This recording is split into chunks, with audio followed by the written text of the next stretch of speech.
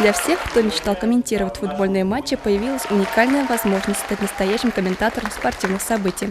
О работе спортивного журналиста рассказали на встрече прославленные комментаторы федеральных каналов. Это Геннадий Орлов, Владимир Стагниенко и Виктор Гусев. Спасибо, во-первых, за то, что клуб Уфа пошел навстречу нашей ассоциации спортивных комментаторов. Мы ее создали, вот здесь сидят учредители, еще есть Константин Выборнов. И, в общем, все комментаторы, которые есть в России, настоящие комментаторы, они вместе с нами, это одна большая семья.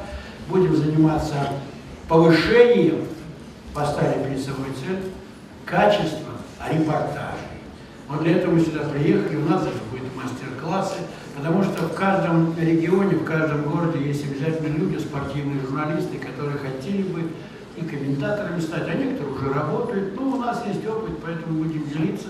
По КУПУ имени Мифтахиддина Акмоя на встречу собрались те, кто неравнодушен к спорту. В основном это были студенты факультета физической культуры. Они смогли лично задать вопросы. Каждый из них получил развернутый и интересный ответ. Известные комментаторы поделились советами и рассказали о своем становлении спортивными комментаторами. Я служил в армии 2 года. Я пришел в ТАСС, телеграфное агентство Советского Союза. Из меня хотели сделать корреспондента в Англии или в Штатах. У меня английский, французский язык.